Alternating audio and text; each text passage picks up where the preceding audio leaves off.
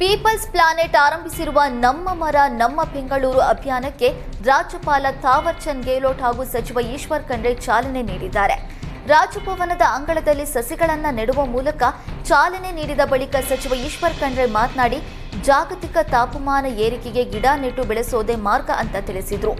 ಇದೇ ವೇಳೆ people's planet ಬೆಂಗಳೂರಿನಲ್ಲಿ 10 ಲಕ್ಷ ಸಸಿಗಳನ್ನು ನೆಟ್ಟು ಪೋಷಿಸುವ ಉದ್ದೇಶವನ್ನ ಹೊಂದಿದೆ ಅಂತ ಹೇಳಿದರು. ಗೃಹ ಸಚಿವರ ಕ್ಷೇತ್ರ ತುಮಕೂರಿನಲ್ಲೂ ಮೈಕ್ರೋ ಫೈನಾನ್ಸ್ ಹಾವಳಿ ಮಿತಿ ಮೀರಿದೆ.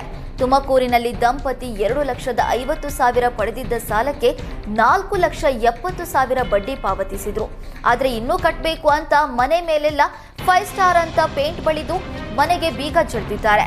ಫೈನಾನ್ಸ್ ಕಾಟಕ್ಕೆ ಕೊರಟಗೆರೆ ತಾಲೂಕಿನ ಕೂರಂಕೋಟೆ ಗ್ರಾಮದ ದಂಪತಿಗಳು ಊರನ್ನೇ ತೊರೆದಿದ್ದಾರೆ. ಸಾಲ ವಸೂಲಾತಿ ನೆಪದಲ್ಲಿ ಜನರಿಗೆ ಕಿರುಕುಳ ನೀಡಿದ್ರೆ ಅಂತಹ ಫೈನಾನ್ಸ್ ಕಂಪನಿಗಳ ವಿರುದ್ಧ ಕಟ್ಟುನಿಟ್ಟಿನ ಕ್ರಮ ಜರುಗಿಸಲಾಗುವುದು ಎಂದು ಕೊಡಗು ಜಿಲ್ಲಾಧಿಕಾರಿ ವೆಂಕಟ್ ಖಡಕ್ ಸೂಚನೆ ನೀಡಿದ್ದಾರೆ. ಕೊಡಗಿನಲ್ಲಿ ಕೆಲಸ ಮಾಡ್ತಾ ಇರುವ ಮೈಕ್ರೋ ಫೈನಾನ್ಸ್ ಕಂಪನಿ ಸಿಬ್ಬಂದಿಗಳ ಸಭೆ ನಡೆಸಿದ ಬಳಿಕ ಮಾತನಾಡಿದ ಜಿಲ್ಲಾಧಿಕಾರಿ, ಕಿರುಕುಳ ನೀಡಿದ್ರೆ ಅಂತಹ ಫೈನಾನ್ಸ್ ಕಂಪನಿಗಳ ವಿರುದ್ಧ ಆರ್ಬಿಐಗೆ ವರದಿ ನೀಡಲಾಗುವುದು. ಜೊತೆಗೆ ಆ ಕಂಪನಿಗಳನ್ನು ಕಪ್ಪು ಪಟ್ಟಿಗೆ ಸೇರಿಸುವುದಕ್ಕೆ ವರದಿ ಸಲ್ಲಿಸಲಾಗುವುದು. ಬೆದರಿಕೆ ಒಡ್ಡಿ ಕಿರುಕುಳ ನೀಡಿ ವಸೂಲಿ ಮಾಡಿದ್ರೆ ಸುಮೋಟೋ ಕೇಸ್ ಹಾಕಿಸಲಾಗುವುದು. ಆರ್ಬಿಐ ನಿಯಮಗಳ ಪ್ರಕಾರ ಕಾನೂನು ರೀತಿಯಲ್ಲಿ ಸಾಲ ವಸೂಲಿ ಮಾಡಿಕೊಳ್ಳಿ. ಅದ್ಬಿಟ್ಟು ದಬ್ಬಾಳಿಕೆ ಮಾಡಿ ವಸೂಲಿ ಮಾಡಿದ್ರೆ ಕಠಿಣ ಕಾನೂನು ಕ್ರಮ ಜರುಗಿಸುತ್ತೇವೆ ಅಂತ ವಾರ್ನಿಂಗ್ ನೀಡಿದ್ದಾರೆ.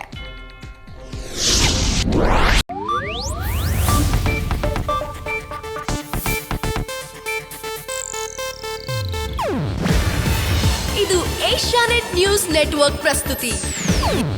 ನೀವು ನೋಡ್ತಿದ್ದೀರಾ ಏಷ್ಯಾನೆಟ್ ಸುವರ್ಣ ನ್ಯೂಸ್.